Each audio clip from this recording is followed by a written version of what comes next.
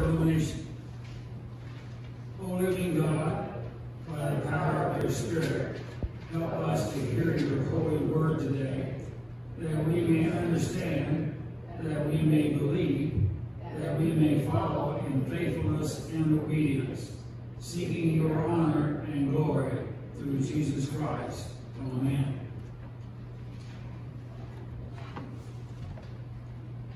This is Father's Day, and you got me on here?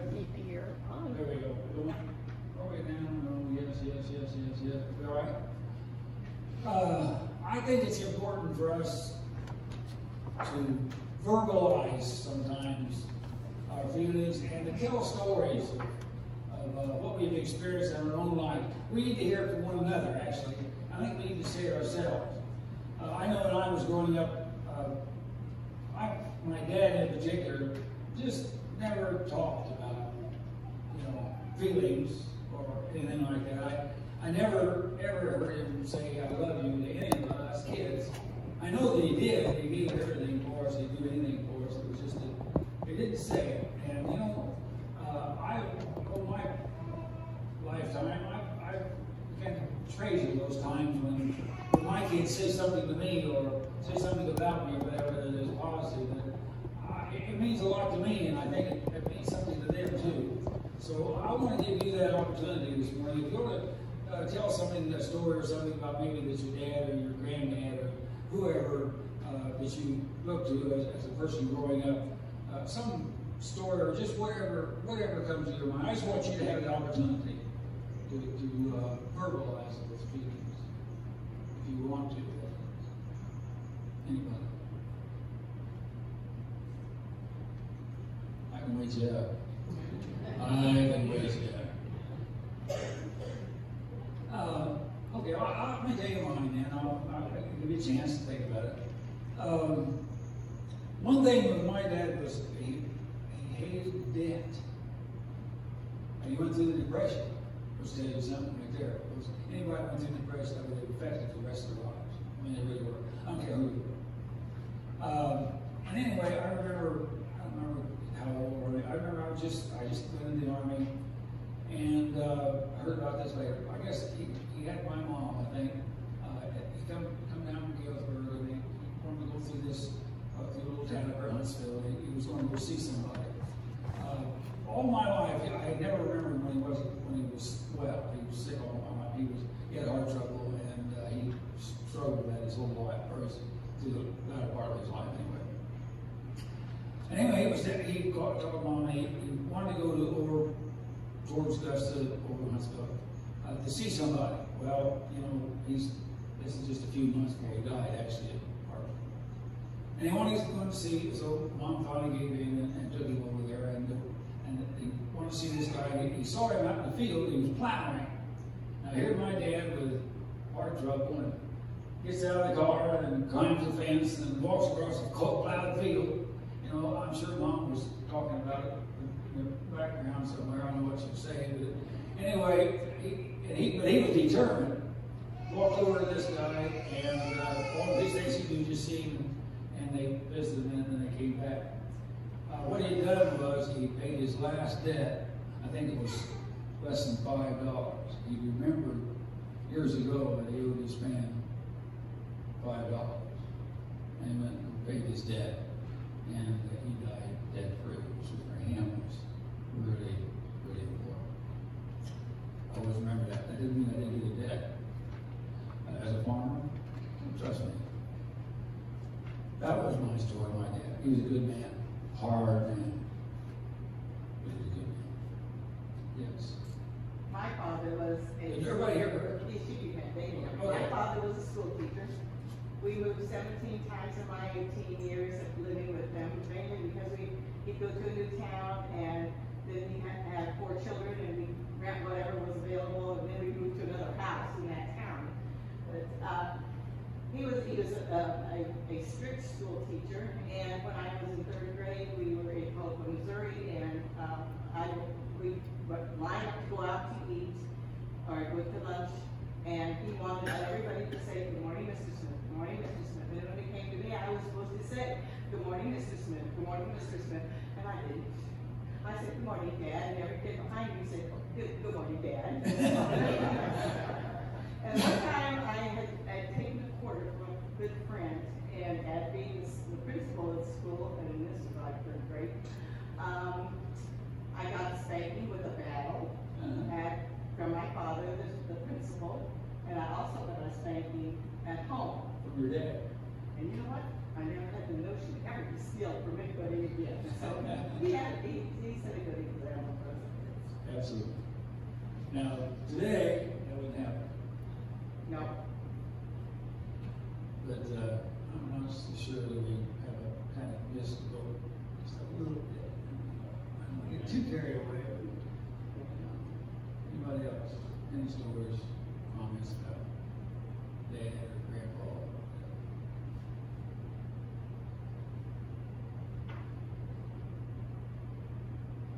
You just want to do it so bad, Mike. I can tell you. Number one, our house, my folks were married during the Depression, my oldest brothers and sisters were born during the Depression, and saying my folks were tight was being pretty generous. You didn't need it, you knew what wasn't happening. And of course, you know, us being kids, you know, well, we ain't on a farm, we need this tractor, we need this planter. I need this, I need better than that. And my dad had an 8th grade education, but was the smartest 8th grader I've ever known. And he would say to whatever brothers and sisters complaining, he'd go, you got holes in your socks, you know, holes in your pants, you know. Cold last night sleeping, you know. You get plenty to eat today? Yeah. What do you need then? Put it in perspective. Yeah, there's a big difference between needing one. Needing one. Sure is, sure is. I think everybody ought to be poor sometime in their life. Not everybody is. But if you were ever poor, it affected your life, and especially in the business. I heard my coach talk about it, and it was just devastating. Anyone else? We'll talk about dads, grandpas, whatever. I'm going to give you plenty of time, so I'll just go ahead and come on. Okay. My Yes. dad, we grew up in the house that he was born in, so my brother's still there. Says a lot. That's cool. How many of you were there? There's not 3 of us, but then two of my mom and dad took 2 of her nephews in, so there was 5 of us.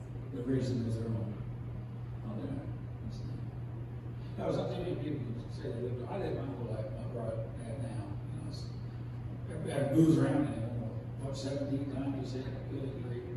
Can't imagine that. I moved once, about that far, and got killed in. Anybody else? Yes. Did everybody hear it? My grandfather said, for example, back then they called it hardening of the arteries. I don't know if he had nodulates or what he had. Yeah. And he had leg pickup. But he had a car switched over so he could still drive. Is that right?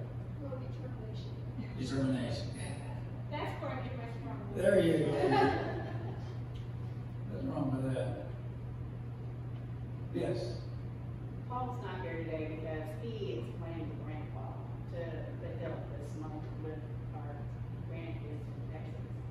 And it's funny to see because he always said, not taking anything away from his dad, and he said, you know, they worked off, they worked. I mean, he worked, they never did anything too much fun, like trips or whatever. And my kids always said, that's what me and Whitney said, all you do is work, all you do is work, you know. Right. And we didn't take a lot of trips. When we did, that they talked about it all the time. But let Keller or even Whitney's kids too say anything. So they're fishing, and they have been fishing and fishing and fishing. And every day he says, "Now I gotta look on the combine today." And he's fishing. We're fishing. So I mean, if you ask me what he's done for the last, couple 3 weeks, and we got 2 more weeks, I think. So there's going to be a lot of fishing. Except this year, he said it was catch and release because last year all he did was dress fish. I I can tell you right now, those kids will remember the fishing, they'll never remember the Oh, combine. Courtney said they're living their best life. You betcha. Whatever. I remember we always went on vacation. I always said we never could afford to, we never could afford not to. And we always went, and those kids, that's what they talk about. Not the new car I had, but that vacation that went on back in the woods. You know. Anybody else? Yes, yeah. I probably would have to say some fondest memories I have with my dad would be, we never had lots of money, we didn't go on big fancy vacations, but we had a trailer and we went camping. Cool. And that was, I look back now and I really cherish that time. It was a lot of work getting the trailer ready and getting everything on the road, but I just remember going and my aunt and uncle and their kids would a lot of times go sometimes with us, and so I just remember all that family time, and it was really good. Yeah. Well, dads are important. All of us can have our own set of memories for our dads and what they meant to us through the years and how important they were to us. Because part of who we are right here, right now, all of us, is the influence of our parents. I mean, that's just the way it is. Yes. My grandfather helped build the Memorial Bridge that we're working on now. Cool. I can't even imagine it after World War I, and then they come in here and he helped build that bridge. Yeah. It stood all that time and they're still repairing it. But I can't even imagine trying to do that back in whatever year it was built. Oh, yeah. So, yeah, my grandfather helped build that bridge. I tell you what, them old boys back then were tough. I mean, I look at my parents and everything, when they came and they went through the Depression, lost everything, you know, and just, my dad was up north there, and he got up and he said, I'll call you if I can sometime. He took off to find a place where he could farm, and that's what he did. He was all the way down here, finally got a start. That was way up there where they lost everything. There was a flood up there. He was down in the bottoms and they lost everything. And so he went to the Depression and the flood. Just how you know, the tenacity of those people back then, they could just keep on going. And the whole thing is before the bridge, they had a building that was Yep. before and the forces coming forward. And then they put the bridge in, so, I mean, that was a Huge major deal. thing. Oh, yeah. So you didn't have to ride the horses and stuff Yeah. across the river. Anybody else about run out? Yes, there's one back here. I was just thinking of something kind of funny. My dad had he had a very understated kind of sense of humor. He always had a joke to tell when he was working and stuff. I understand when he went and made his deliveries. He was a truck driver, drove locally and stuff. But with his kids, he had a kind of fun sense of humor too. And one of my memories is 5th grade. I took on playing an instrument, and I chose the violin because I couldn't play a wind instrument with a retainer. And brought my violin home from the music store, and I was pulling it out and showing him and everything. And the next thing I know, he picks it up and there is no rosin on the bow, and he kind of pretends like he knows what he's doing, and it makes these horrible squeaky sounds. And he's just, and I'm like, Dad, I didn't know you knew how to play the violin. He convinced you that he did, though. For a little bit, yeah. Yeah. Anybody else? Great. Good one. Good time. Thank you. I don't think I got it all. Yes. Oh, I'll turn you off.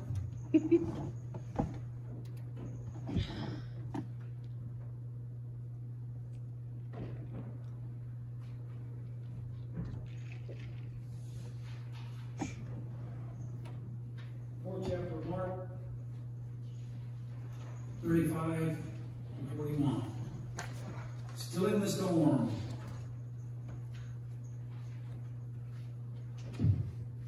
On that day when evening had come, he said to them, "Let us go across to the other side."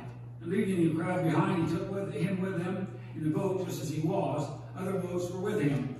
A great windstorm arose, and the waves beat into the boat, so that the boat was almost ready to be swamped. But he was in the stern asleep on a cushion, and they woke him up and said to him, "Teacher, do you not care that we are perishing?" He woke up and rebuked the wind and said to the sea, "Peace, be still." Then the wind ceased, and there was a dead calm. He said to them, "Why are you afraid? Have you still no faith?" They were filled with great awe and said to one another, "Who then is this that even the wind and the sea obey him?" Happy Father's Day, you guys. I'm proud of you. I'm proud to be a dad. The mother was out walking with her 4-year-old daughter. The child picked up something off the ground and started putting it in her mouth, as kids will do. The mother took it away and said, "Don't do that." "Why not?" asked the child. "Well, because it's on the ground," said her mother. "You don't know where it's been, and it's dirty, and it's probably loaded with germs that could make you sick." The child looked at her mother with total admiration and said, "Mommy, how do you do all this stuff? You're so smart." The mother said, "Well, all moms know this stuff. It's on the mom's test. You have to know it or they don't let you be a mom." There was a silence for a minute or so, and the child thought this all through and said, "Oh, I get it," she said. "If you don't pass the test, you have to be the daddy." Sorry, dads. Welcome on this Father's Day. As someone has said, Father's Day is like Mother's Day, except the gift is cheaper. There are some fine dads in our congregation, and we want to honor them. After all, it's not easy being a dad. I remember reading about a guy who stopped at the grocery store on the way home from work to pick up a couple of items for his wife. That's always interesting. He wandered around aimlessly for a while, searching out the needed groceries. As is often the case in the grocery store, he kept passing the same shopper in almost every aisle. There was another father trying to shop with a totally uncooperative 3-year-old boy in his cart. The first time they passed, the 3-year-old was asking over and over for a candy bar.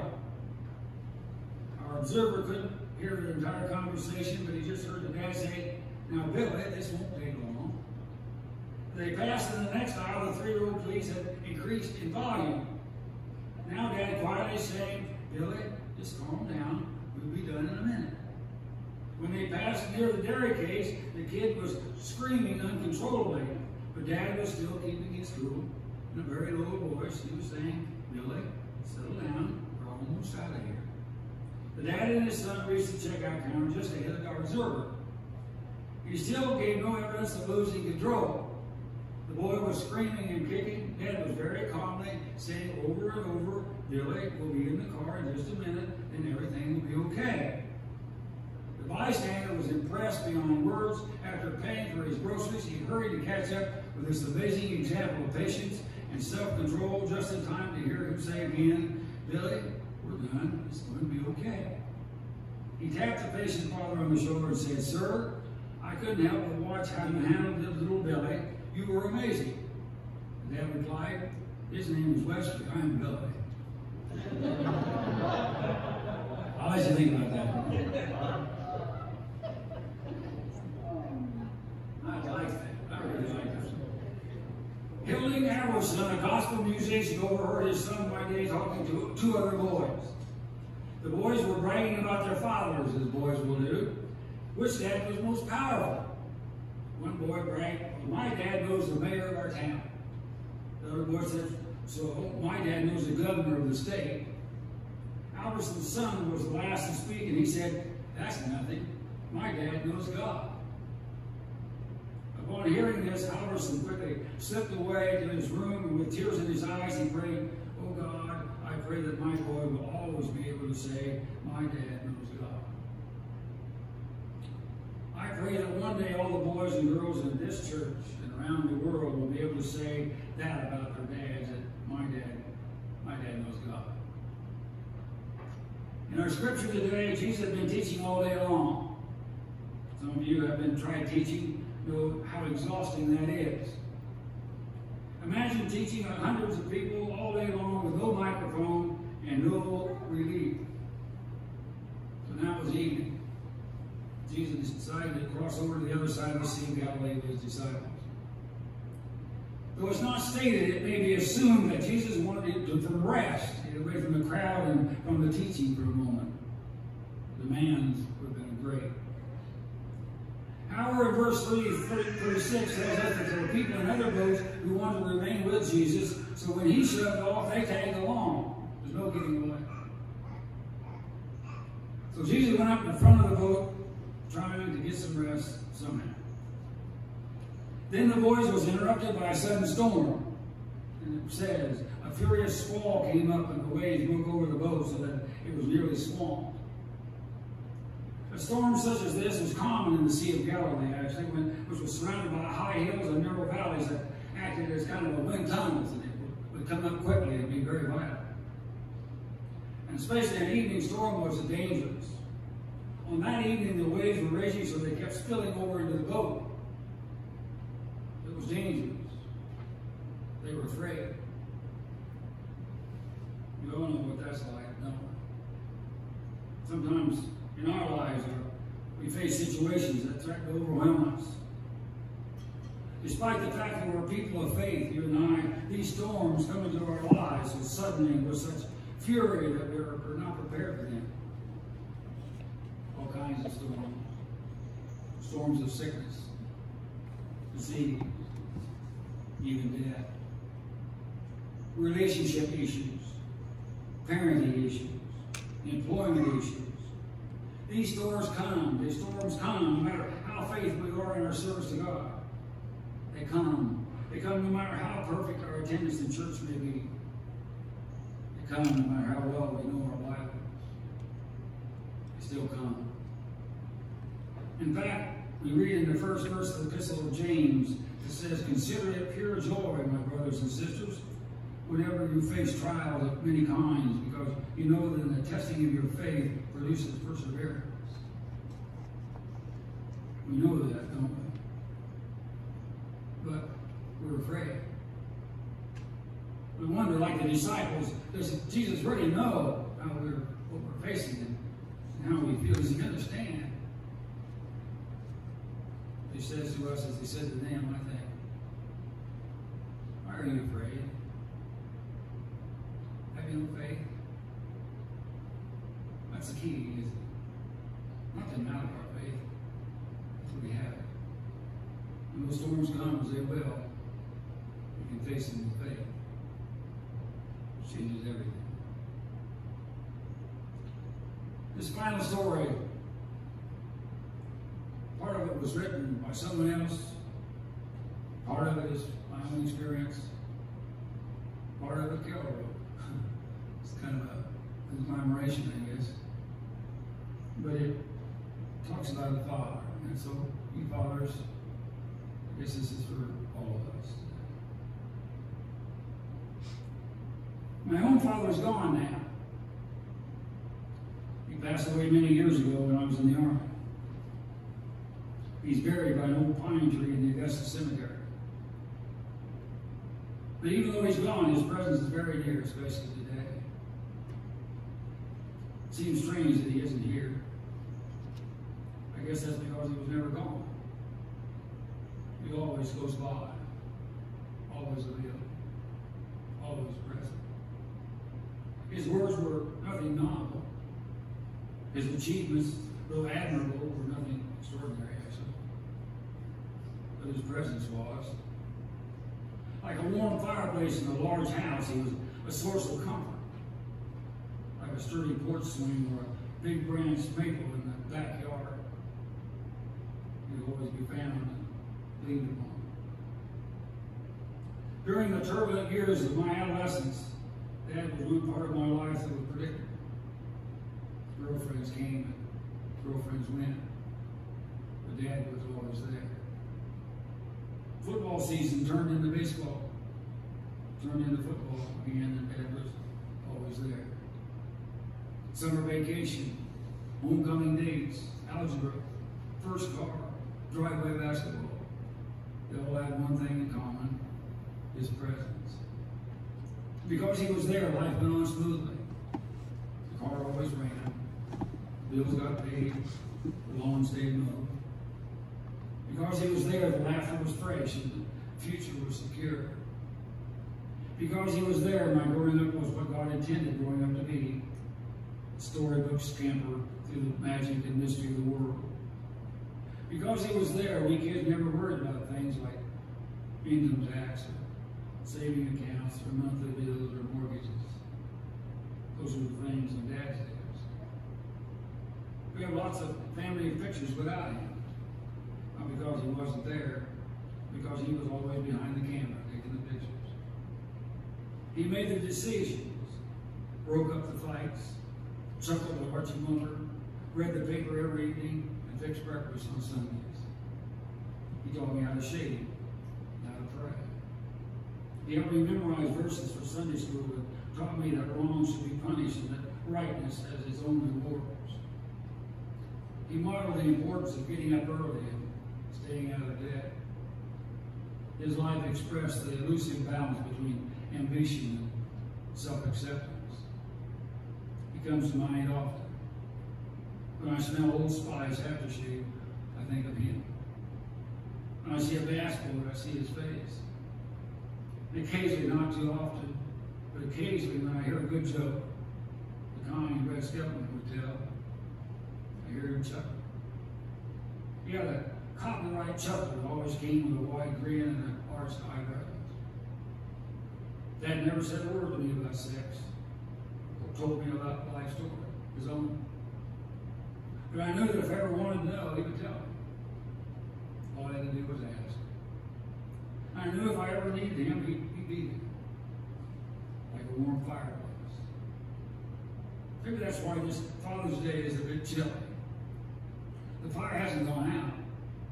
The winds of age swallowed the late splendid flame, leaving only golden embers. But there's a strange thing about those embers. Stir them a bit, the flame will dance. It will dance only briefly, but it will dance. It will knock just enough chill out of the air to remind me that it is still in a very special